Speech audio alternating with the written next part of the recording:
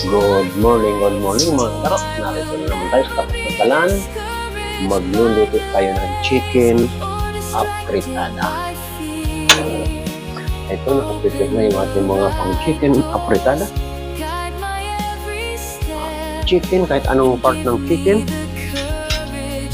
Ayan, mainit na yung ating mantika. Nililisan na natin, nilagyan na natin ang bawang.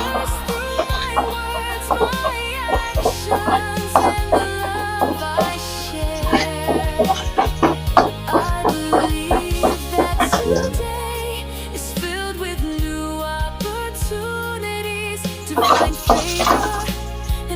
Isunod natin ang sibuyas.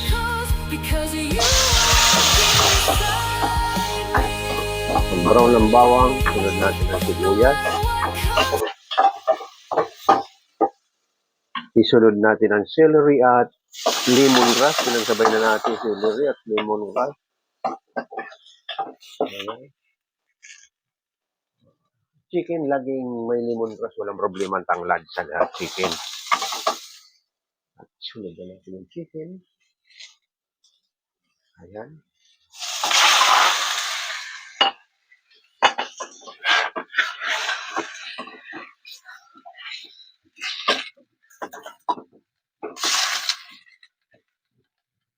Habang ginigisa natin, ay takpan muna natin para kumulo, para mabango. Yung ating mga panangkap sa ating chicken apritada. Mayroon tayong tomato sauce, tomato paste, mag-combine lagi yan. Pero pagkatapos mong igisa ng bawang, sibuyas, celery, lemongrass, takpan mo. Pag unang pulo, haluin mo. Isunod mo soy sauce. Lagyan mo soy sauce, takpan mo uli. Pag kumulo, haluin mo. Lagyan mo ng pamintang durog, pamintang dahon. Ayan. Pwede mo nang isabay yung patatas at carrots. Takpan mo na. Pag in-estimate mo na luto na yung patatas at carrots, sunod mo na ang tomato sauce at tomato paste. Huwag mo nang pabayaan yung paghalo kasi pag dumikit yun, masusunog pag mayroon ng tomato sauce at tomato paste.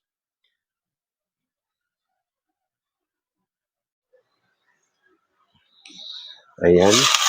Kailangan na haluin mo. Pag nagisa mo na ng ganyan, ayan.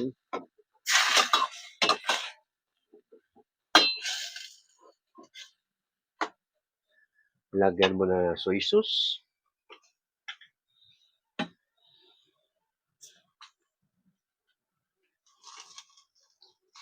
Dalawang kutsara lang ng soy sauce. Pamintang durog. Ayan.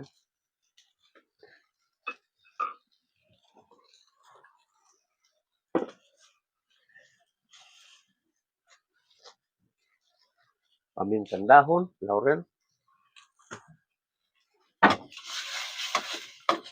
Ayan.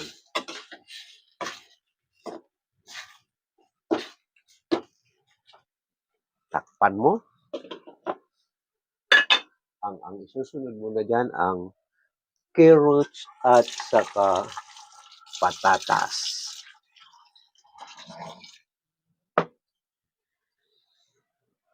Ngayon sa ating mga baguhan na hindi pa sanay, sundan lang natin step by step ang ating chicken apritada para matutunan natin. Ito. Nagisa mo na, nalagyan mo na ng soy sauce. Ayan, kumulubot na. Ayan, pwede mo nang ilagay itong potato at carrots.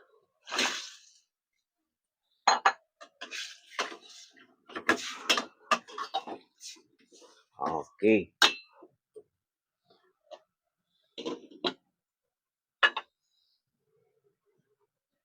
Ayan, maya-maya kaunti. Ang pagluto nito within 20 minutes o 25 minutes luto na ang ating chicken apritada.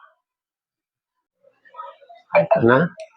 Titimpla na natin yung ating chicken apritada.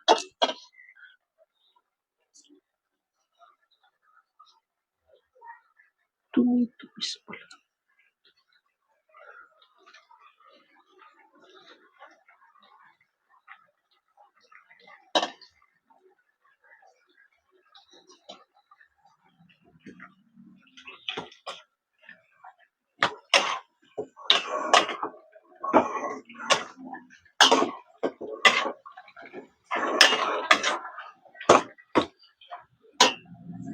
Nilagay na natin ang tomato sauce, tomato paste.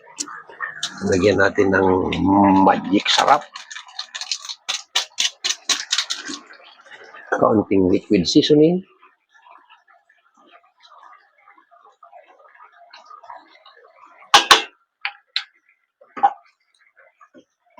Okay.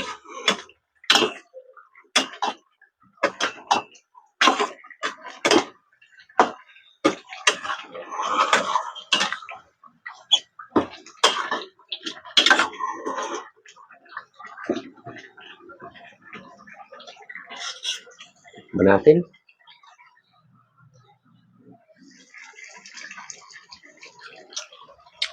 Number 1.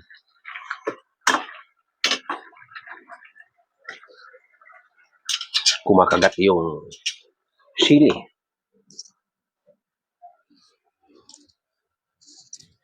Okay, ganun lang po. Kabilis ang ating chicken apretada. 20 in 25 minutes lang. Kasi ang chicken, madali lang naman lutuin ang ating chicken. Kaya madali din lang ang pagluto. Hindi katulad ng karning baboy, karning baka. Ang karning baka, maglalagay ka pa ng additional water para lumambot or ipipressure cooking mo. Pero ang chicken, pag ginisa mo, yung katas niya mismo, chicken at saka yung mga panangkat, pwede nang panluto sa kanya. Ayan, tapos na naman yung ating isang araw na pagharap sa kalan. Ito ay extra